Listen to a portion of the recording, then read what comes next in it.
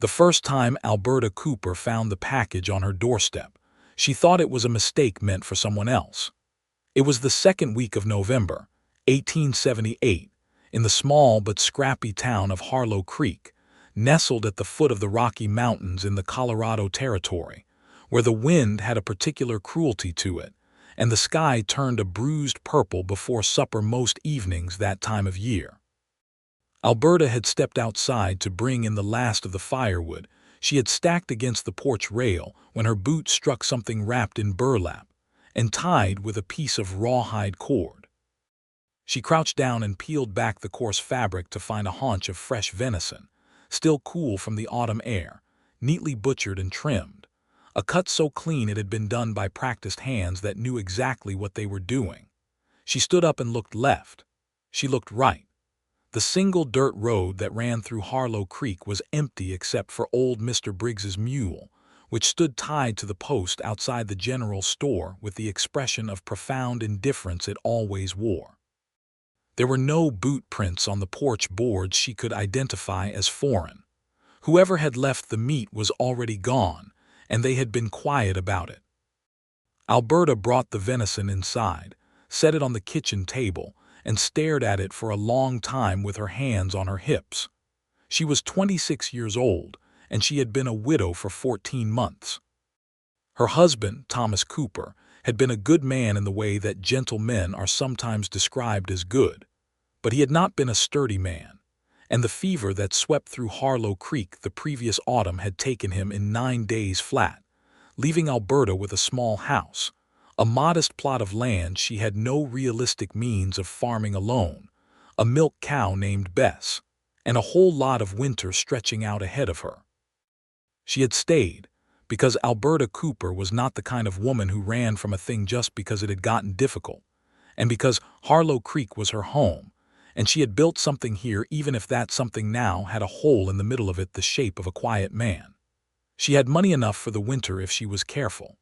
She bartered with Mrs. Hargrove at the seamstress shop, exchanging her own considerable skill with a needle for flour and salt and things she could not otherwise afford.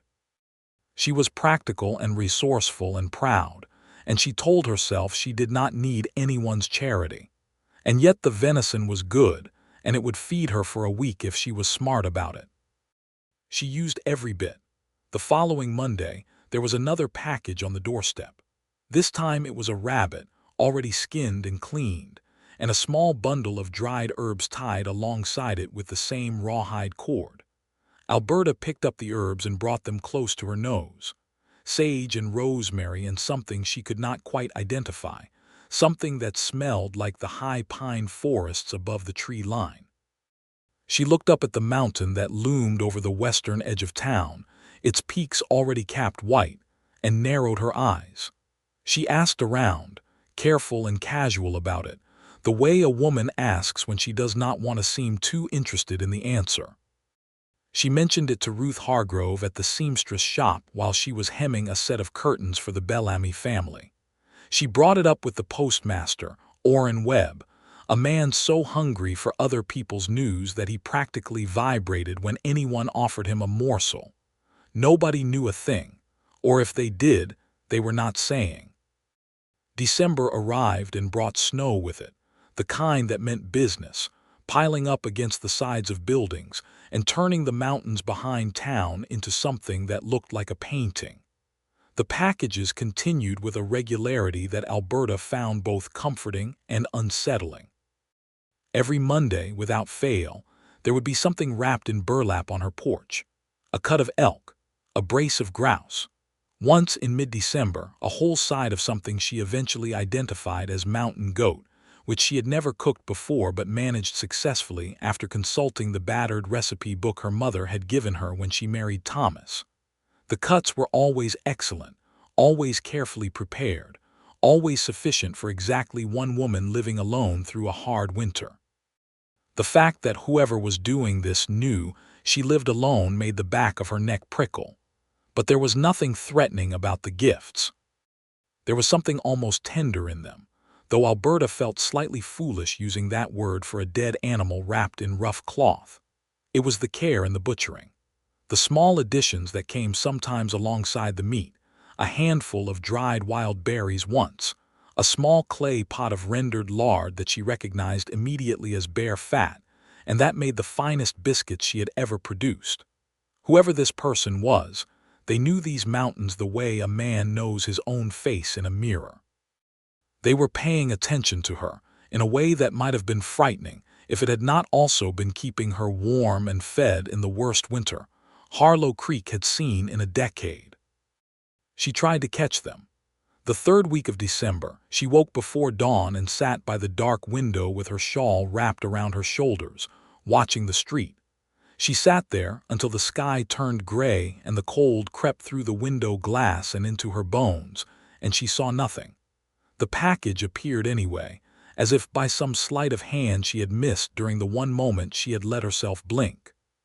She went outside in her dressing gown, furious and fascinated, and found the burlap-wrapped elk quarter sitting there on the boards like it had grown there overnight. She pressed her fingers into the snow at the edge of the porch. There, just barely, under the overhang where the snow was thinner, she found the impression of a very large boot. A man's boot, wide and deep-set, the weight behind it substantial. She measured it against her own foot, and it was a third again as long. Whoever he was a big man, and he moved like a ghost. She went back inside and made her coffee and thought about this.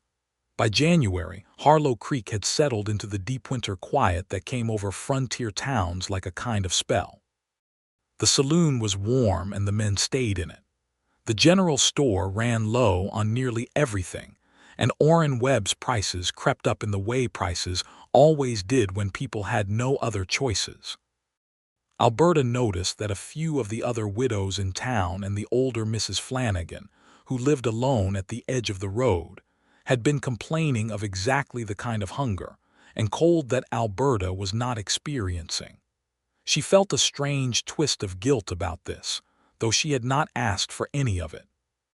She began sharing what she received, bringing a portion of each week's delivery to Mrs. Flanagan's door, leaving it without making a production of it, the way she suspected her own mysterious provider preferred to operate.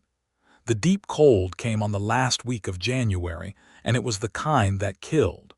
2 of old man Briggs's cattle froze in the field. The school closed for 3 days. Alberta kept her fire banked through the night and listened to the wind pick at the corners of her house like something trying to find a way in. She was never hungry.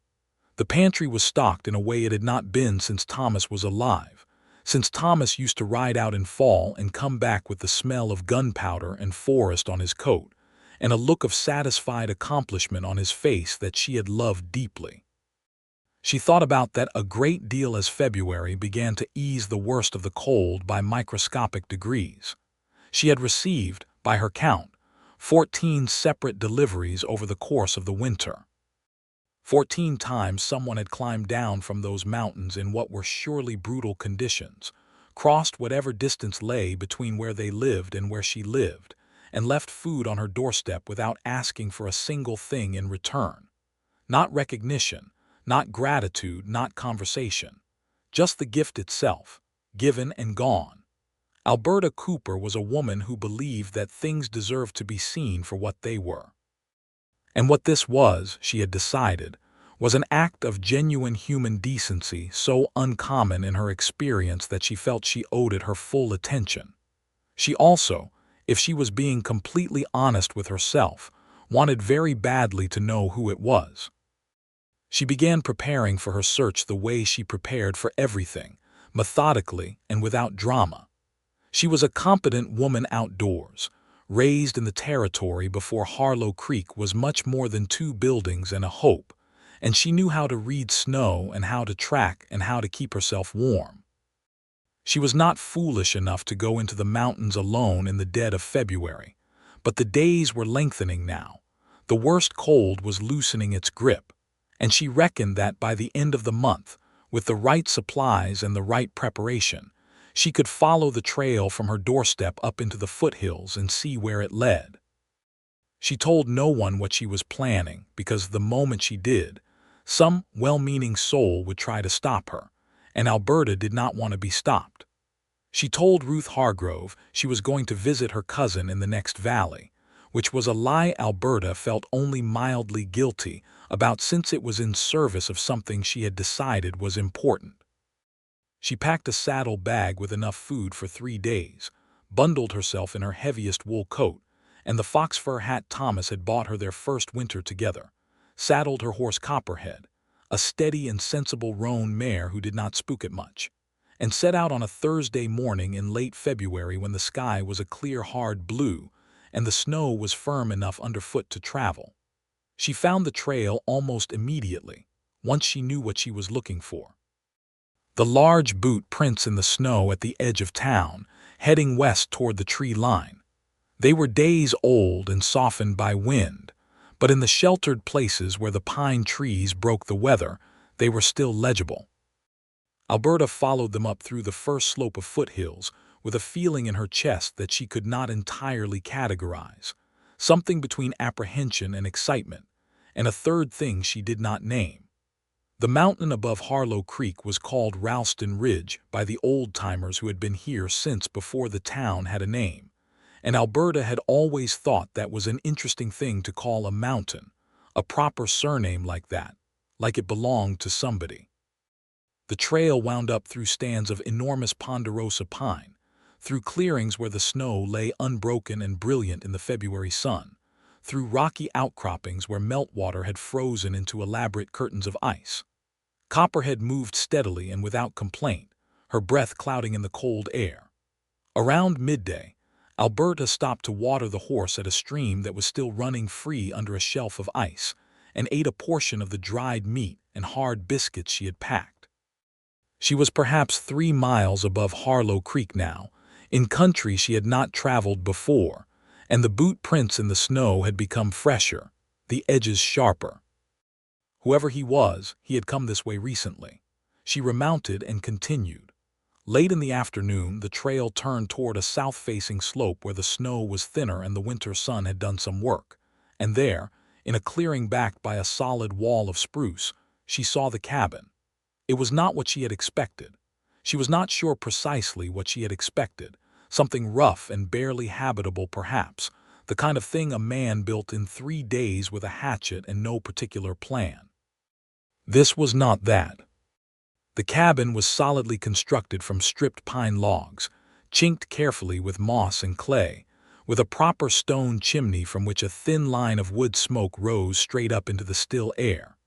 There were shuttered windows on 2 sides, a woodpile stacked under an overhanging roof along one wall that was perhaps 8 feet tall and running 20 feet long, enough wood for 3 winters. A small outbuilding that she took for a curring shed, from which hung the ghostly shapes of carcasses wrapped in cloth against the cold. A pen with what appeared to be 2 goats and a considerable number of chickens. This was not a man living rough. This was a man who had built himself a home. She sat on Copperhead at the edge of the clearing and looked at it for a long moment, feeling the particular strangeness of having arrived at the conclusion of something she had been curious about for months, and finding that the conclusion only deepened the curiosity. Then the cabin door opened and a man came out. He stopped when he saw her.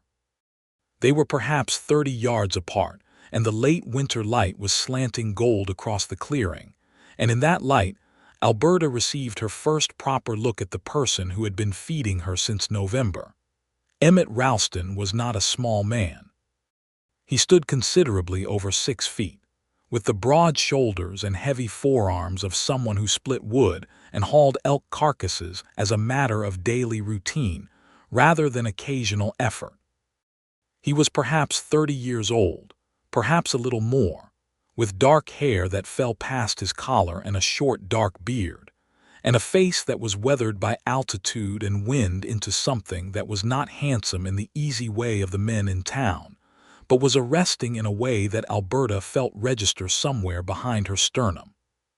He wore a canvas coat over a wool shirt, heavy-duty trousers tucked into the same large boots she had been tracking, and he was looking at her with an expression she could not quite read. It was not alarm, exactly. It was closer to the expression of a man who has been caught doing something he is not sure how to explain. He stood very still, Alberta urged Copperhead forward until they were close enough to speak without raising their voices. "You left the meat," she said. It was not a question. His jaw moved. He took a slow breath. His eyes, she noticed, were a dark gray-green, the color of pine trees in shadow, and they were watching her with an attention that was not frightening but was certainly thorough. "Yes," he said.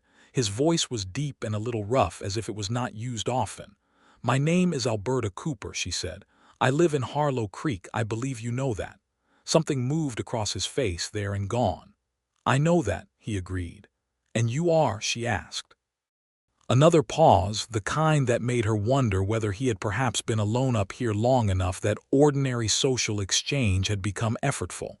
Then he said, "Emmett Ralston." She blinked. "Ralston," she repeated, "like the ridge." "My grandfather named it," he said, and something in his tone suggested the subject was complicated. Alberta climbed down from Copperhead, which she felt was necessary, because she was not going to have this conversation staring down from a horse's back at a man who was already 6 inches taller than she was while standing on the ground. She looped the reins over a post at the edge of the clearing, a post that she noted had been put there deliberately for exactly this purpose, and walked toward him. "Mr. Ralston," she said, "I have eaten well all winter because of you. I would like to understand why." He looked at her for a long moment. The smoke rose from the chimney and the chickens made their contented noise in the pen, and the last of the afternoon sun made the snow in the clearing glow like it had been lit from beneath. "You were alone," he said finally, "and the winter was going to be hard." "How did you know I was alone?" "I come through Harlow Creek sometimes," he said. "For supplies. I saw your husband's funeral. I saw you were by yourself after. And so you decided to provide for me," she said. "A woman you had never spoken to." "I didn't want anything for it," he said quickly, as if he needed her to understand this. "I wasn't expecting anything in return." "I know that," Alberta said. "I didn't come up here to settle a debt, Mr. Ralston. I came up here because I wanted to know who you were." She paused. "I also came up here because anyone who can move that quietly in deep snow and never be seen is someone who deserves to be looked at straight." Something she might have called the ghost of a smile moved at the corner of his mouth. "You tried to catch me," he said.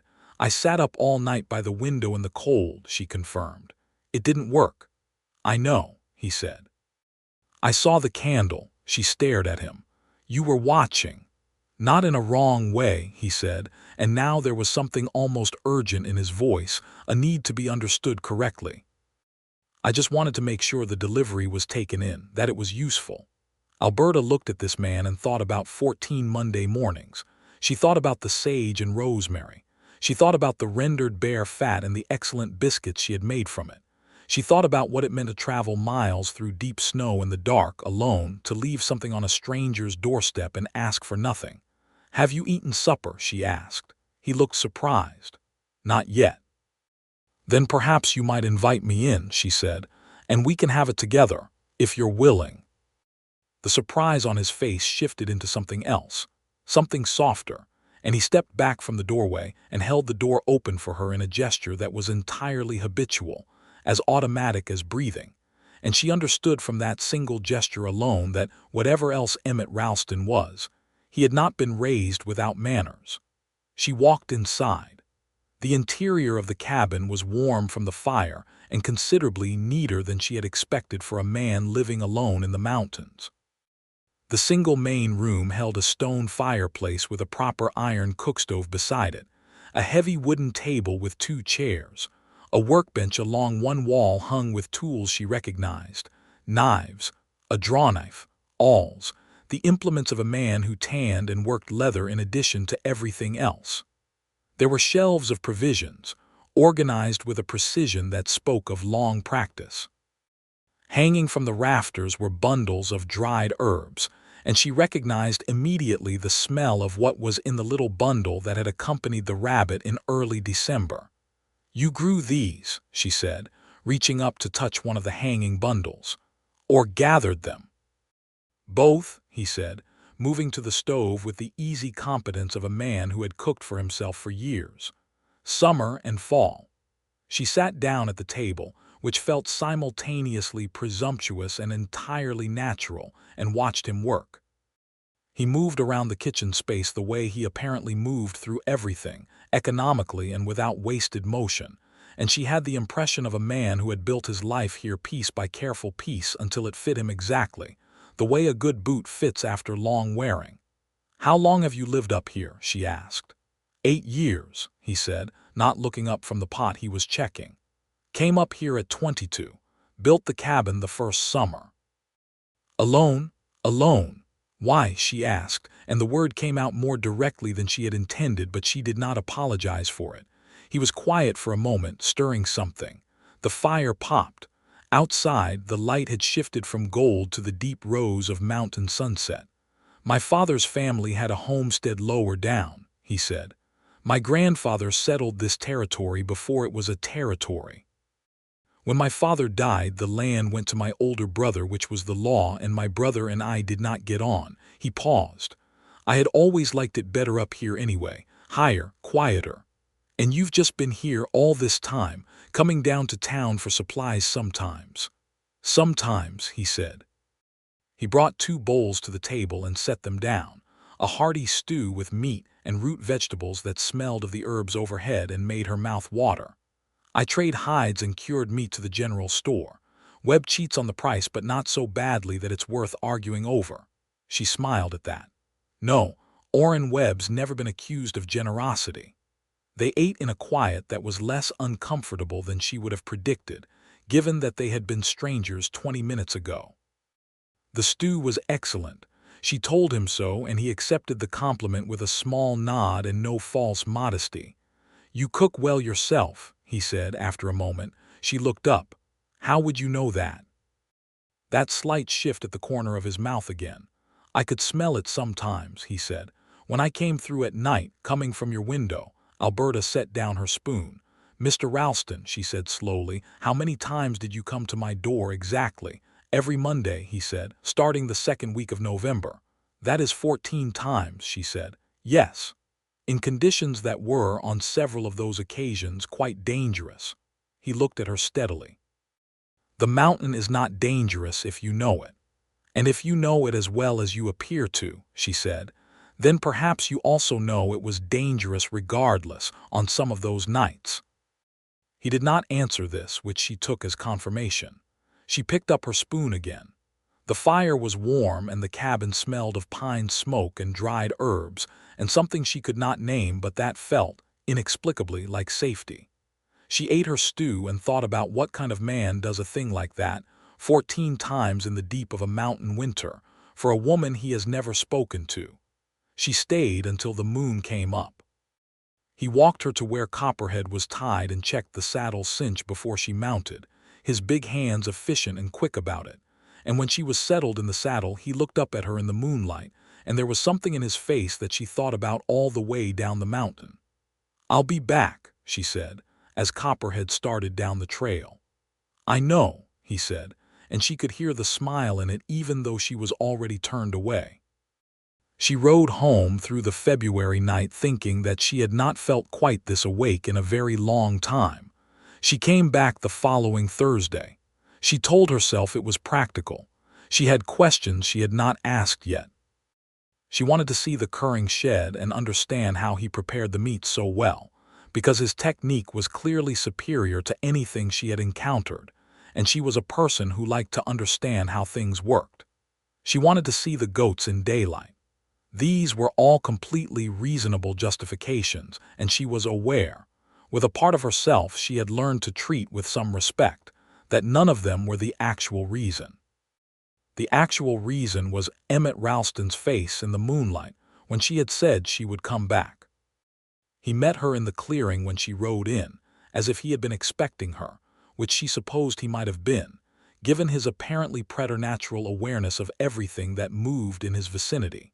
He was carrying a length of timber on one shoulder and set it down without apparent effort when he saw her, and she found herself thinking that she was going to have to be more careful or she was going to do something embarrassing. "I brought food," she said, unstrapping the bag from the saddle. "Since you've been feeding me for 3 months, it seemed only right." Something genuine and warm came into his face then, and it transformed him from merely compelling to something that hit her somewhere in the vicinity of the heart. He led her into the cabin and they cooked together in the small kitchen space, which required a certain amount of navigation given the relative sizes involved. And twice their hands nearly touched, and once they were standing close enough that she could feel the warmth of him through her coat, and neither of them remarked on any of it. She had brought the ingredients for her mother's ginger cake, which required nothing that he did not have in his stores, and she made it in his cast-iron pan while he watched with an attention that she might have found disconcerting if it had felt predatory, but it did not feel that way at all. It felt like being genuinely seen. "You like to cook," he said. "I like to make things," she said. "It doesn't particularly matter what the medium is. Sewing or cooking or when I was a girl building. My father let me help him build the second room on our house when I was 10. "Where did you grow up?" he asked. "About 60 miles east of here," she said, "on a homestead. My parents came out from Ohio in 1860. My father's still alive, living in town now, getting elderly. My mother passed 5 years ago." "I'm sorry," he said. It was the simple kind of condolence that meant something rather than the elaborate kind that meant nothing. "Thank you," she said. "And your mother?" "Gone," he said. "When I was 12. It's why my brother and I never got on particularly well, I think. My father married again and my brother was older and took against it, and I was young enough to need a mother and my brother resented that I accepted her." "That's a sad story," Alberta said. "It was a long time ago," he said. "I've been at peace with it." She looked at him across the kitchen and felt that he meant this, that this man had genuinely made his peace with the things that had shaped him, and was not carrying them in a way that bent him sideways. That impressed her more than anything else so far. They ate at the table again, and this time the conversation came more easily, running over a wider territory. She told him about Thomas, about the 14 months of widowhood, about the way grief had settled into something she could carry even if it was still heavy. He listened without interrupting and without offering the wrong things, the platitudes people offered when they did not know what else to say. He listened the way she imagined he watched the mountain, with complete and patient attention. She told him about what she had been doing with portions of his deliveries, sharing them with Mrs. Flanagan and 2 other women who were short on food that winter, and she watched his face go carefully still for a moment before he nodded slowly. "That was a good thing," he said. "Well, I had more than I needed," she said. "And they needed it. It wasn't complicated. Some things that are right are simple," he said. "But most people still don't do them." She looked at him directly.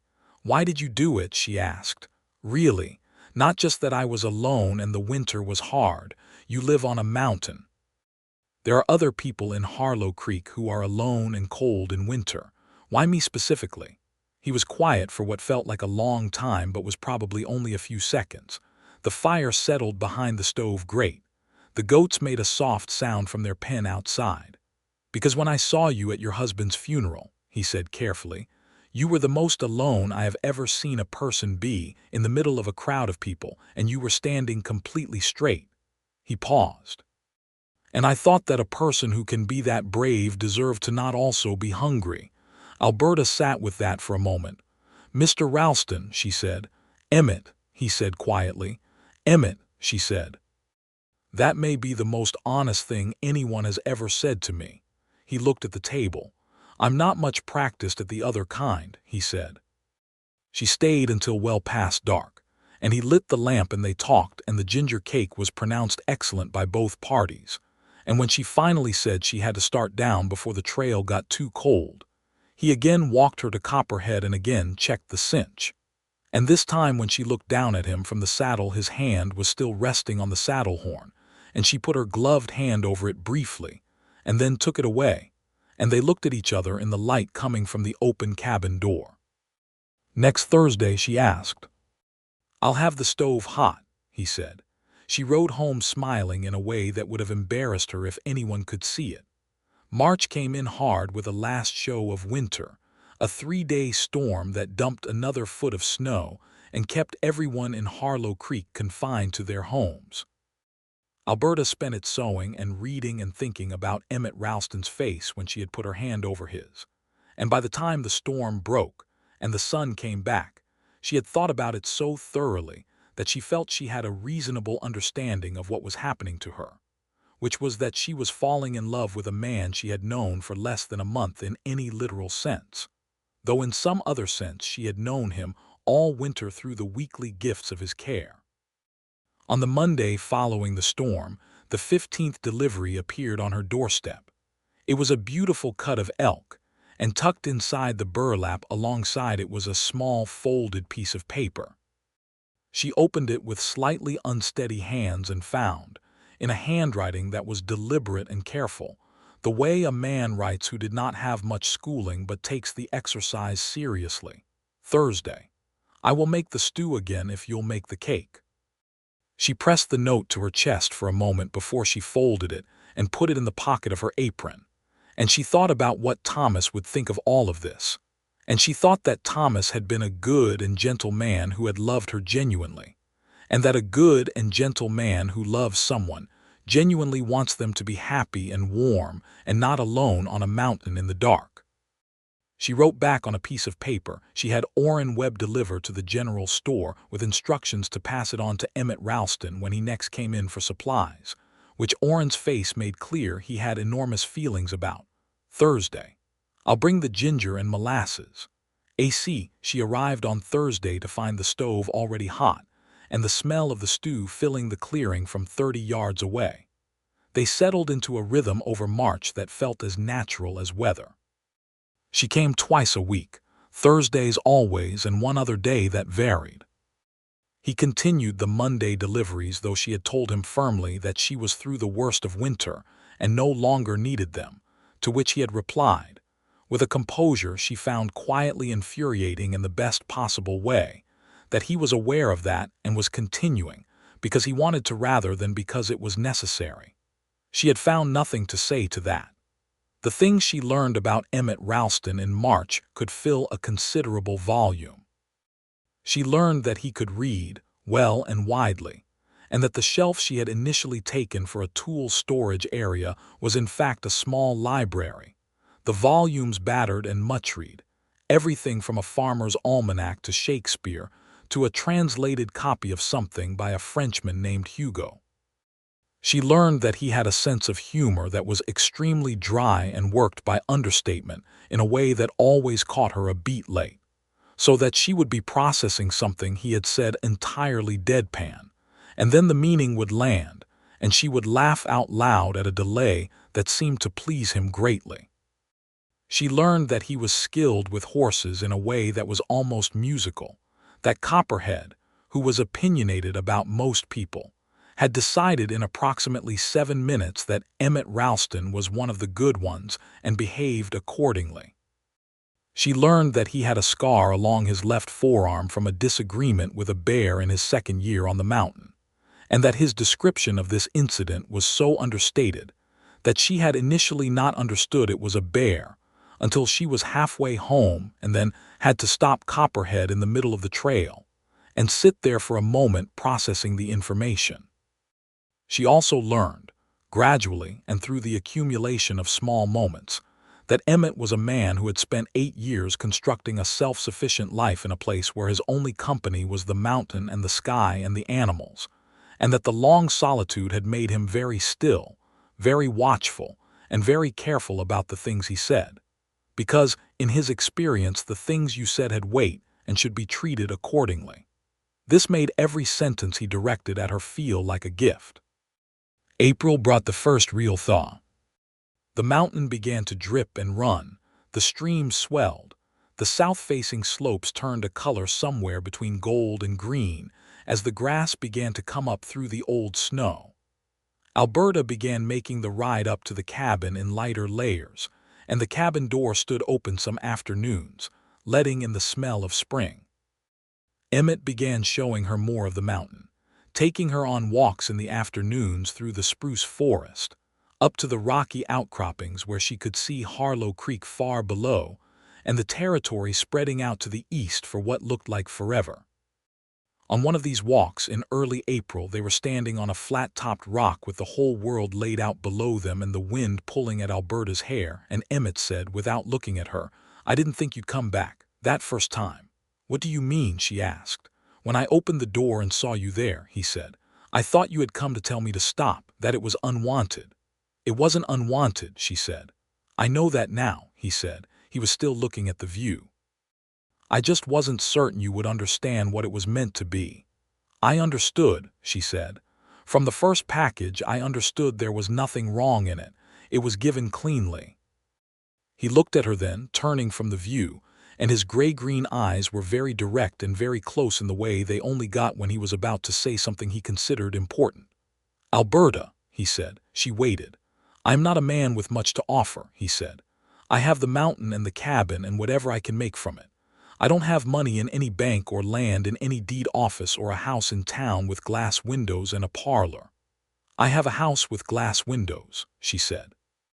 "I'm not sure the parlor has been of particular use to me." "I'm trying to say something," he said.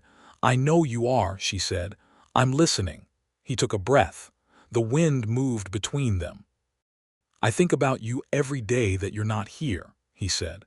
"I think about you the whole time you're riding down the mountain until I can't see you anymore. And I thought about you all winter before I had spoken a word to you." He paused. "I don't know what to do with that except to say it, because it seems like the kind of thing that ought to be said out loud to the person it concerns." Alberta looked at this man on the rock in the April wind, with the mountain spread around him like it belonged to him and him to it, and felt something settle in her chest like the last piece of a complicated thing clicking into place. "I think about you too," she said. "I have been thinking about you since the first package, honestly. I constructed a fairly extensive theory about you over the course of the winter based entirely on the quality of your butchering." The smile came fully this time, not just the ghost of one but the real thing, and it changed his face so completely that she felt her breath catch. "What did you conclude?" he asked. "That you were someone who did things properly or not at all," she said. "That you were careful and patient and thorough. That you paid attention." She held his gaze. "I was right." He reached out and took her hand with the deliberate care of a man who does not make gestures lightly, and she turned her hand over and held his, and the wind came up around them, and the territory spread out below, and it was one of the finest moments of Alberta Cooper's life. Standing on a rock on the side of a mountain in the Colorado Territory in the spring of 1879, holding the hand of Emmett Ralston. They stood there a long time before either of them felt any need to move. The spring deepened, and summer began to promise itself on the warmest afternoons. Alberta was at the cabin 3 and 4 times a week now, and the distinction between visiting and simply being there was becoming less clear by degrees. She brought her sewing some days and sat in the open doorway while Emmett worked in the yard, and they talked or were quiet with equal ease. He taught her to cure meat properly, hanging and smoking and rubbing with salt and spices, and she found it deeply satisfying in the same way all skills were satisfying when learned from someone who had mastered them. She taught him her mother's bread recipe, which he had never made before and which he took to with the same methodical precision he brought to everything, producing a loaf on his second attempt that she pronounced better than hers. "That is not possible," she said, tasting it. "How is that possible?" "You're biased toward your own," he said serenely. "I am not biased toward my own," she said. "I am perfectly capable of objectivity." "You are biased toward your own," he said, refilling her coffee with the same serene expression. She threw a dishcloth at him. He caught it without turning around and folded it and put it back on the hook by the stove, and she laughed, and he was smiling at his coffee cup, and it was thoroughly domestic, and she loved it. One afternoon in late May, she came up the trail to find Emmett standing outside the cabin with a man she did not recognize, a heavy-set fellow in a good coat and a town hat who had the look of someone who had ridden some distance and was aware of his own importance. Alberta reined in Copperhead and assessed the situation without dismounting. Emmett looked up when he heard the hoofbeats, and something in his posture, which had been closed and rigid in the way it almost never was with her, eased slightly. "Alberta," he said, The man in the good coat turned and looked at her with the evaluating look of a man unused to women who arrived on horseback at cabins in the mountains and did not seem to feel they needed to explain themselves. "This is my brother," Emmett said. "Daniel Ralston." Alberta looked at Daniel Ralston with great interest. He was 10 years older than Emmett at least, with the same dark coloring but none of the mountain weather in his face, the face of a man who lived in a town and ate well and slept in a warm bed, and had spent a portion of this comfortable life being resentful of something. She could see it in him. She could also see that he was looking at her and then at Emmett and doing arithmetic. "Miss Cooper," Daniel said, the kind of too smooth greeting that told her he had found out her name quickly. "Mrs. Cooper," she said pleasantly, "it's a pleasure to meet you, Mr. Ralston," a flicker of recalibration in his face.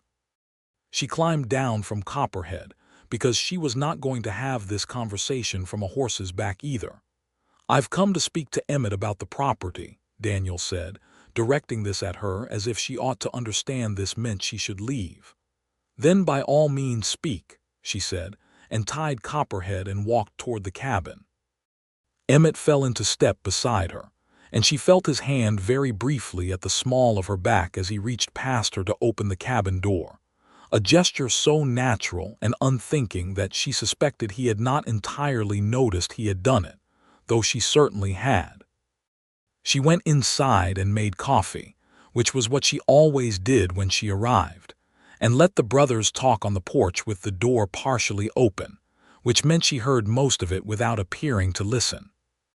The substance of it was that Daniel Ralston had gotten himself into a situation regarding a land debt, and had come to see whether Emmett was willing to deed over the lower section of Ralston Ridge, the section that had been their grandfather's, and which, by a technical reading of the family inheritance, was arguably Emmett's property rather than Daniel's, though Daniel had been farming the lower valley for years, and seemed to feel this gave him a kind of moral claim.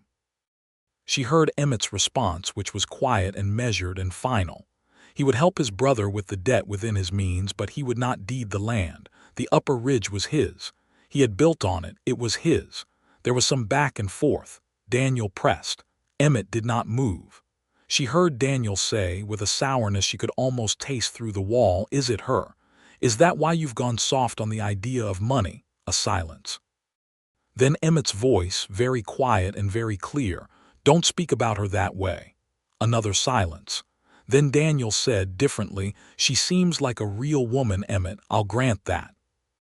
"She is the finest woman I have ever known," Emmett said, and Alberta had to set down the coffee pot for a moment and look at the wall and collect herself. Daniel Ralston stayed for supper, which was awkward in the way of meals taken with people who are renegotiating their relationship to each other and have not finished the process. Alberta was polite and warm and direct, and Daniel Ralston, she was interested to observe, gradually relaxed in the way of a man whose defenses are being dismantled by good food and decent conversation, without his entirely knowing how it happened. By the end of the meal he was talking to her as an equal and had said twice that she seemed very sensible, which she took as the highest compliment a man of his type could offer. When Daniel rode out in the early evening, Emmett stood watching him go for a while before turning back to where Alberta was washing up at the outdoor basin. "I'm sorry about that," he said. "Why?" she said, scrubbing a pan. "He's your brother. He's not a bad man, I think. He's a man with some unresolved grievances and a debt problem, which is a fairly ordinary combination." Emmett looked at her. "You're not angry that he spoke about you that way?" "He said I seemed like a real woman," she said. "I'll recover from the slight." She looked up. "I'm more concerned about you, about whether this business about the land will become an ongoing complication." "It won't," Emmett said simply. "I'll send him the money for the debt if I can manage it. I have a fair amount saved. That should settle it." "That's generous," she said, "given everything." "He's my brother," Emmett said in a tone that closed the subject. She looked at him across the basin with the evening light on his face, and thought that she was going to have to do something about her situation soon, because she had been coming up this mountain for 3 months, and had been falling in love with this man for considerably longer than that, and the question of what exactly they were to each other deserved a more formal answer than hand-holding on a rock.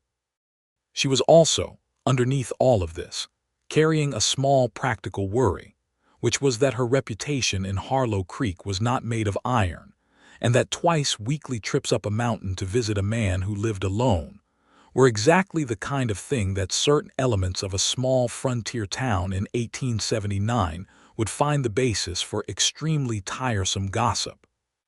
She was not governed by gossip, but she was not indifferent to it either, and she was aware that at some point the conversation that had been hovering at the edges of every afternoon they spent together was going to have to happen. She dried her hands on the cloth hanging by the basin and said, "Emmett." He looked at her. "I think you should come to dinner on Sunday," she said, "in Harlow Creek at my house." He was quiet for a moment. "Is that something you want?" "I don't say things I don't mean," she said. "Come to dinner, meet my father. He's been asking me questions about where I've been spending my time, and I've been evading him for 2 months, which I'm finding increasingly undignified." He nodded slowly. "Sunday," he said. "Sunday," she confirmed.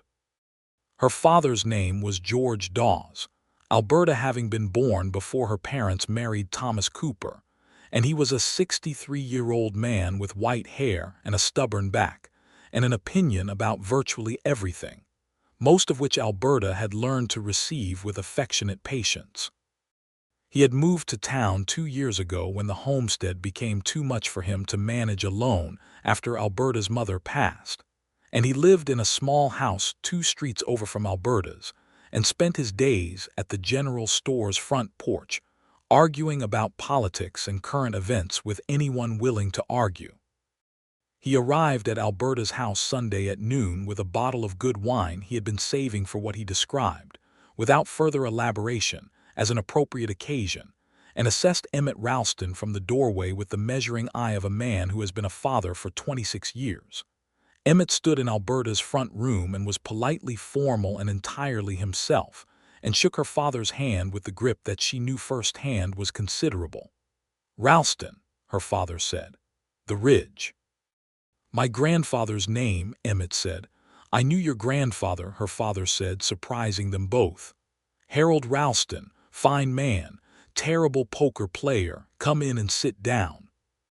Over dinner, which Alberta had cooked with unusual care, her father and Emmett talked about the territory, about the mountains, about the Ute people who had lived on these lands for generations before the settlers arrived, and who were being pushed further and further from their traditional grounds by a pattern of displacement and treaty violation that Alberta's father, to his credit, spoke about with plain disgust.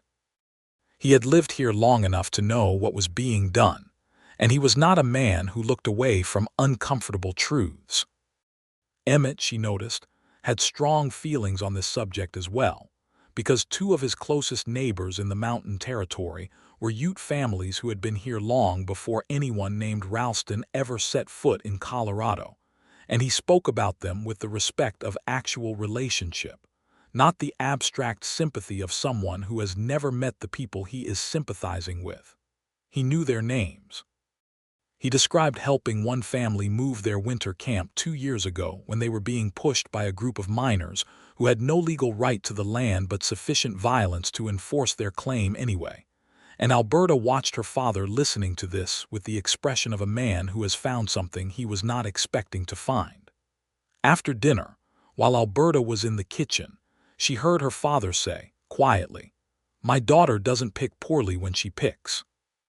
She heard Emmett say equally quietly, "I know what I have, sir." "Good," her father said. "Then do something about it." The kitchen was very still after that.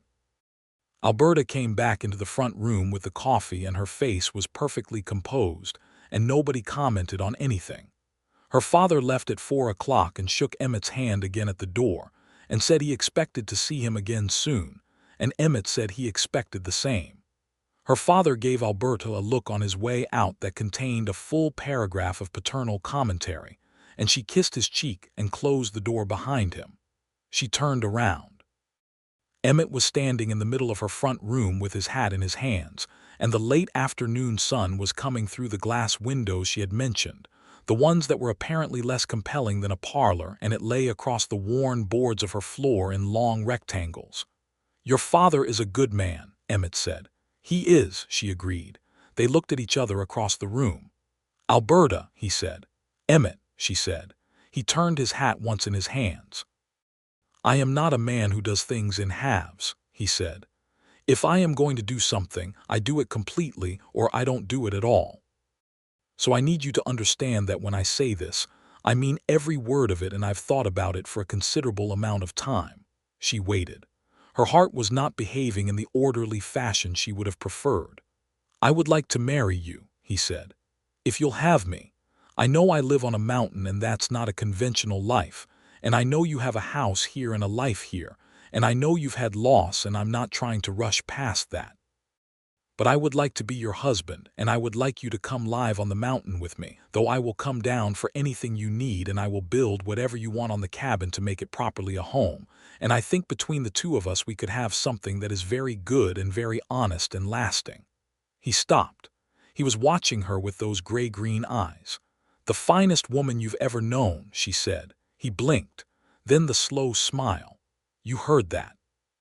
"The wall isn't particularly thick," she said. He nodded. "I meant it." "I know you did," she said. She crossed the room and stood directly in front of him, looking up at him in the afternoon light. "Emmett Ralston, you have been feeding me since November, and you have been the best part of every week since February, and I have been in love with you since about the third Thursday, if I am being honest about the timing." His breath caught. He was very still. "Yes," she said. "I'll marry you." He reached out and took her face in his two large hands, as careful as he was with everything, and kissed her in the light from her glass windows. And it was the kind of kiss that has all of a person's intention behind it, thorough and honest and entirely without performance. And when he stopped, she kept her eyes closed for a moment because she wanted to hold on to it. "I'm going to need to build a bigger cabin," he said, against her hair. She laughed out loud, the best kind of laugh, surprised from somewhere genuine. "You are," she agreed. They were married in June, on a Saturday, in the small white church that Harlow Creek had built 3 years before in an access of civic optimism. Reverend Michael Holt, a compact and cheerful man who had been performing weddings and funerals and everything in between in this territory for 12 years, conducted the ceremony with the same no-nonsense warmth he brought to everything. Alberta wore a dress she had made herself over the previous 3 weeks, cream-colored wool with small blue embroidery at the cuffs that she had done by lamplight while sitting at Emmett's kitchen table while he read across from her, and she had never made anything she was more pleased with. She wore her mother's silver earrings. She carried wild columbines that Emmett had gone up to the high slopes to find, which were blooming at altitude in June when they were still weeks from blooming in the valley, and she had held them, and thought that, of course, he knew exactly where to find the first flowers of the year. Emmett stood at the front of the church in a dark coat that was clearly not new but had been cleaned and pressed with extreme thoroughness, and he had shaved. And when Alberta came through the church door on her father's arm, she watched Emmett see her, and watched his face do something she would keep in her memory for the rest of her life, the look of a man who cannot quite believe his own good fortune. Her father gave her hand to Emmett's with a grip that conveyed everything he did not say out loud, and she saw Emmett squeeze his hand in return in a way that conveyed everything back, and she thought that, for 2 men who were sparing with words, they were managing a remarkably complete conversation. There were perhaps 20 people in the church, most of Harlow Creek having found a reason to attend. Ruth Hargrove was in the front row with her handkerchief already out. Orrin Webb was in the back looking simultaneously pleased and aggrieved in the way of a man who has been at the center of some gossip for months and is watching it resolve. Mrs. Flanagan, who was 80 years old and had buried 2 husbands and 3 children in this territory, and still came to every wedding with the same resolute faith that love deserved to be witnessed, was there in the second row. Daniel Ralston was there too, which surprised Alberta until she caught Emmett's eye, and he gave the smallest possible shrug that said he had not expected it either but was not displeased.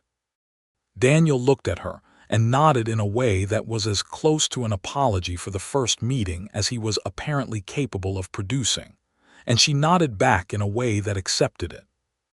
When Reverend Holt said, "You may kiss your bride," Emmett kissed her with the same complete attention he gave everything, and there was a sound from Ruth Hargrove that suggested the handkerchief was being employed.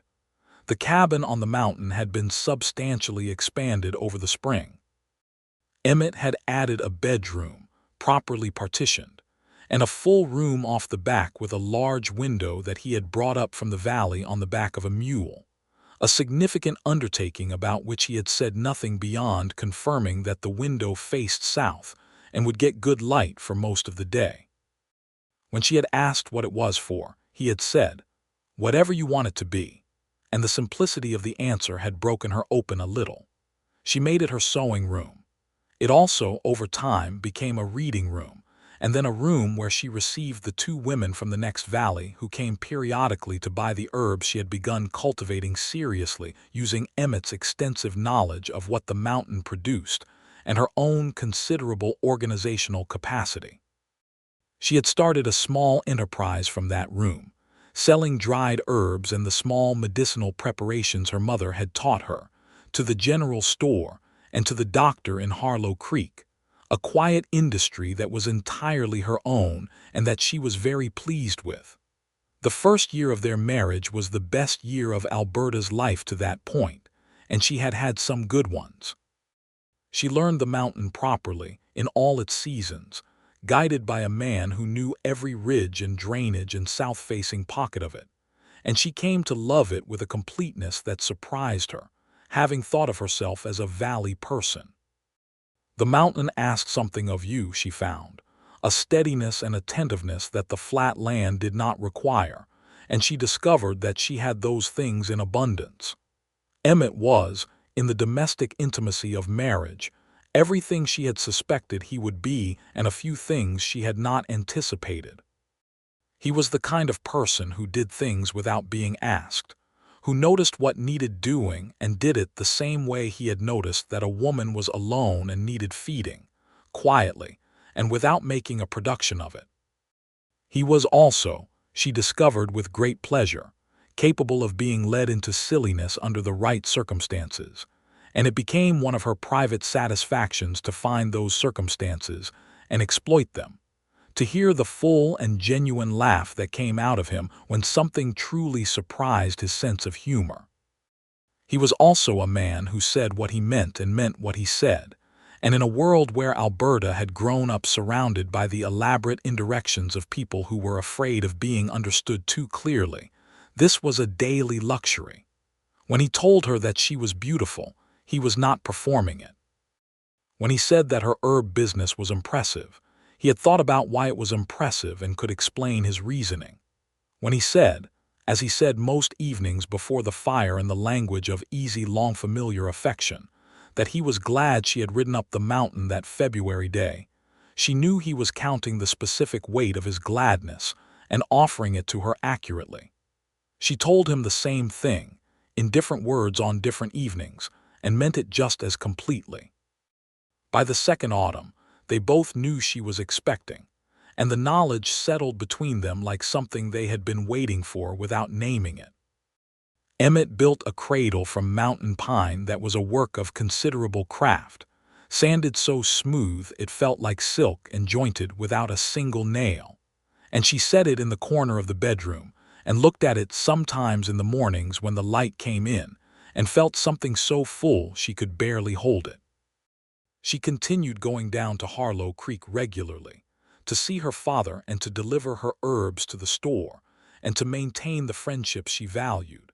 And Emmett came with her more often now than he had in the early months of their marriage, finding the town less difficult than he had in his years of solitary mountain living.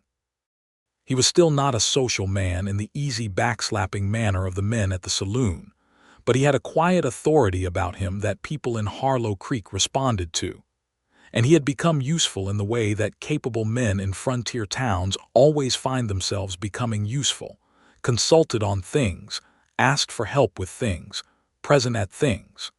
She watched him settle into this role with some amusement and a great deal of pride.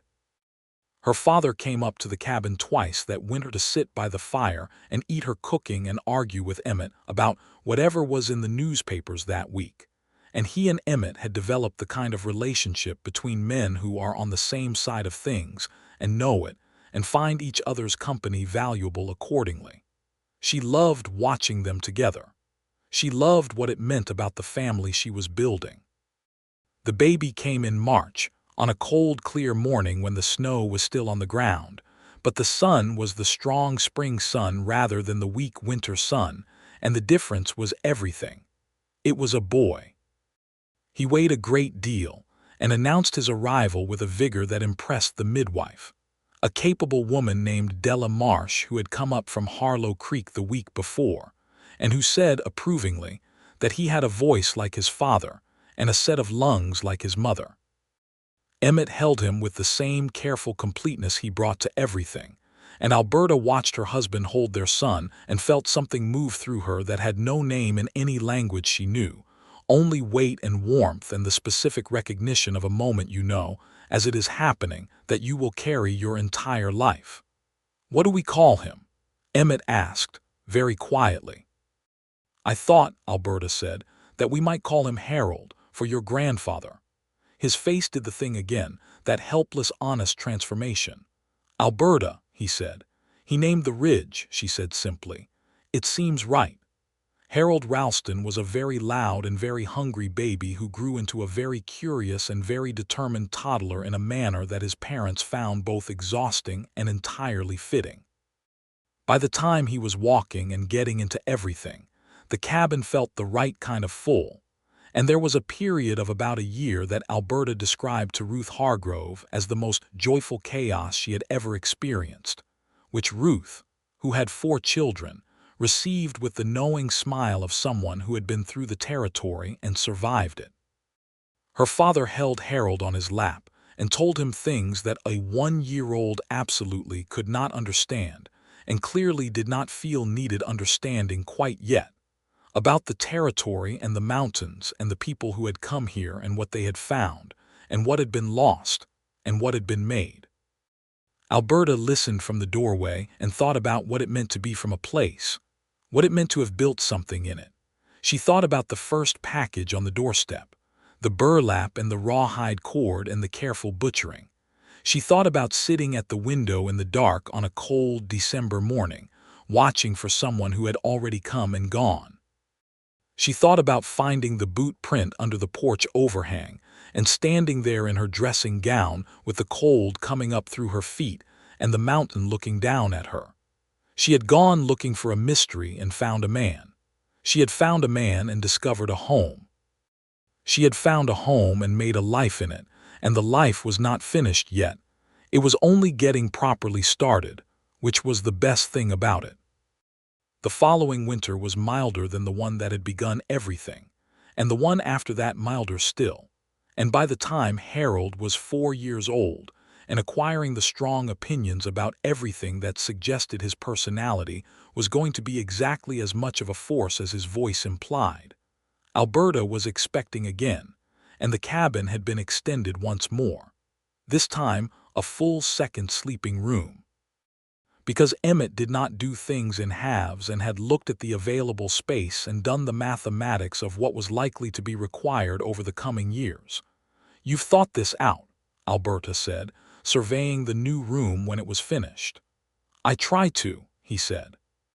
"How many children have you planned for?" she asked, genuinely curious. He considered. "As many as you want," he said. "That's not an answer," she said. "It's the only honest answer I have," he said. "The rest of the decisions belong to you." She looked at him in the way she had been looking at him for years now, with the full and detailed appreciation of a woman who knows exactly what she has. "Emmett Ralston," she said, "you are the best man I know." He looked at the floor, which was what he always did when she said something that affected him too much to look at directly, and she loved that about him, that after all this time she could still move him to looking at the floor. The second child was a girl, born on a June evening when the columbines were blooming on the high slopes, and the cabin windows were open, and the mountain smell came in with the evening air. They called her Mary, for Alberta's mother, and she arrived with the same comprehensive intention as her brother had, and looked up at her parents from the first minutes with eyes so dark and alert that Delamarche said, for the second time, that she had a set of lungs like her mother, and a disposition that suggested she was already planning her next 10 years. Harold, who was 4, examined his sister with the serious intensity of a child who had been told this was an important event, and took important events seriously, and then pronounced that she was very small and that he was glad she had arrived because Papa had been very anxious and kept checking on Mama every 5 minutes, and it had been distracting. Alberta, exhausted and luminous in the way of new mothers, laughed at this until she had to hold her side. Emmett looked at his daughter, and then at his wife and his son, and the expression on his face was the private one, the one that was only for moments like this, and Alberta caught his eye over Harold's dark head, and the look that passed between them needed no translation in any language. The years on the mountain accumulated with the steady richness of good wood grain. Harold grew into a boy who could track a deer across bare rock by the time he was 8, who read everything he could get his hands on and argued about what he read with an enthusiasm that made supper conversation a considerable event, who had his father's steadiness and his mother's directness in a combination that made him very good at most things and very difficult to argue with.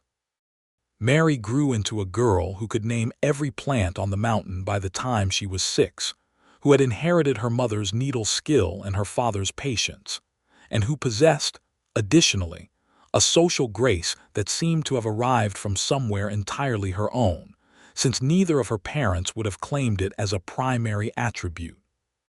Alberta's herb business grew steadily over the years into something she was genuinely proud of, supplying not just Harlow Creek but the larger town of Caliver, 12 miles east, and corresponding with the doctor there in a professional exchange she found deeply satisfying. She had accumulated enough knowledge of plant medicine and enough practical experience that Delamarche had begun consulting her on some cases. And while Alberta had no formal training and was careful never to overreach what she actually knew, she had become something that Harlow Creek needed and valued. And that meant something to her that she could not entirely have articulated, but that had to do with her mother, and with usefulness, and with the specific pride of having built something from a beginning as improbable as a doorstep package in the November snow. The day that most clearly marked the close of something and the beginning of something else was a Monday in November, 7 years to the month from the first package. Alberta was in her herb room when she heard Harold call from outside that someone was coming up the trail. She came out onto the porch and saw a young woman on a tired horse, picking her way up the mountain with the careful determination of someone who has set out to find something and is going to find it. Emmett had come around from the woodpile when he heard Harold, and he stood beside Alberta on the porch looking down the trail. "Do you know her?" Alberta asked. "No," he said. The young woman, who was perhaps 19, reined in at the edge of the clearing and looked up at them with a face that was exhausted and hopeful in equal measure. "I'm looking for Mr. Emmett Ralston," she said. "They told me in Harlow Creek to come up the mountain." "I'm Emmett Ralston," Emmett said. "My father sent me," she said. "James Holt.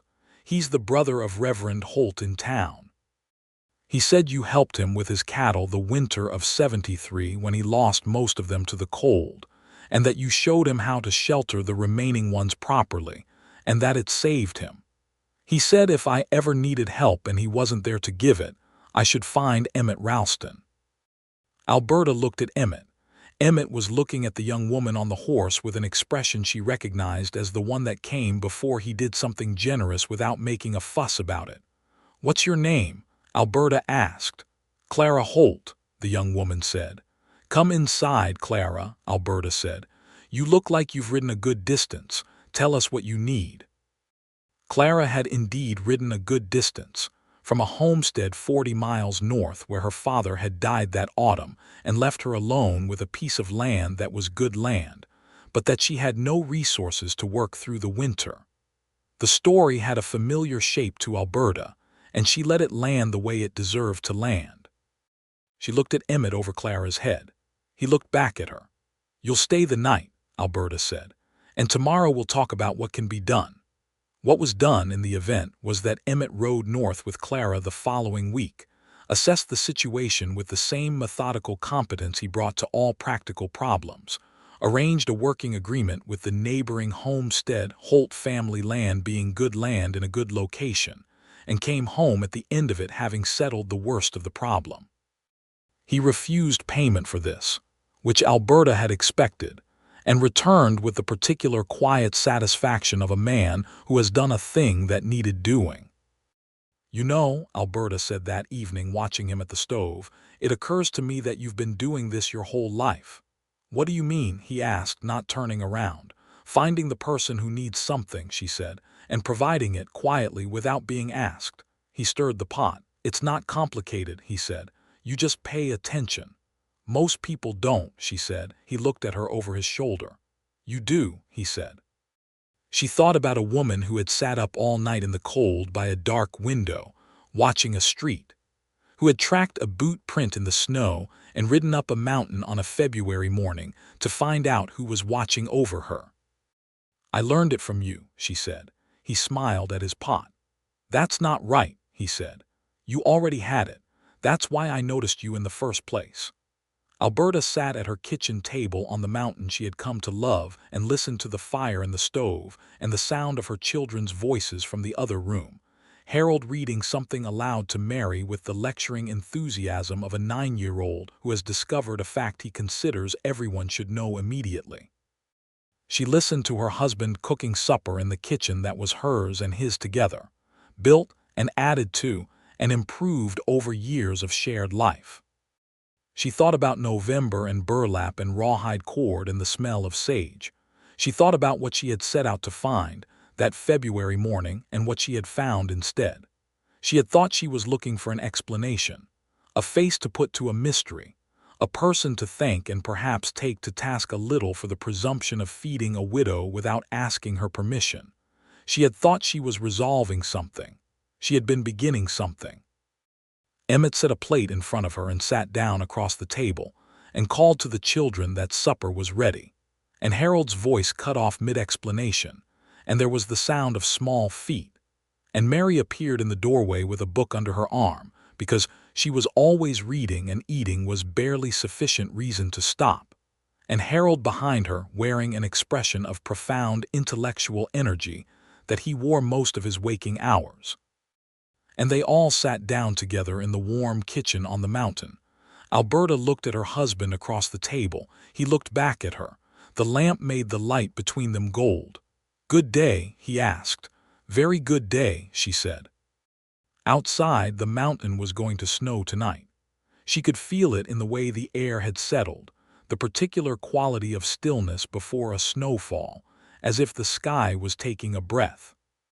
The first snow of the season was always beautiful, and in the morning she would look out from the south window of her herb room, and the mountain would be white and new all the way to the ridge her husband's grandfather had named, and her children would want to go out in it before breakfast, and Emmett would take them, because he was that kind of father, and she would watch them from the window with a cup of coffee and feel, as she felt every morning, the full, undeserved gift of the life she had found. She had gone looking for a mystery. She had found a man who had been paying attention to her since before she knew he existed, a man built of the mountain, patient and thorough and steadfast, who had loved her in the only way he knew how, which was to see what she needed and provide it and ask for nothing back. A man who turned out to need exactly what she had to give, which was directness and warmth, and the willingness to ride up a mountain in February to look a thing in the eye rather than wonder about it from a safe distance. She reached across the table and took his hand, the way she had the first time on the rock in the April wind, and he held it in the same deliberate way, and Harold looked at this briefly and looked away with the tolerant expression of a child who has grown up around this and considers it an established feature of the landscape. And Mary looked at it and smiled the private smile that said she was already composing something about it in her head. "What?" Alberta asked. "Nothing," Mary said serenely and opened her book. Emmett's thumb moved across Alberta's knuckles, the slow, familiar pressure of a man who says most of what matters without words, and the snow began to fall outside the window in the first soft gestures of what would be another mountain winter. And it was beautiful, and it was cold, and they were warm and together, and it was enough. It was more than enough. It was everything.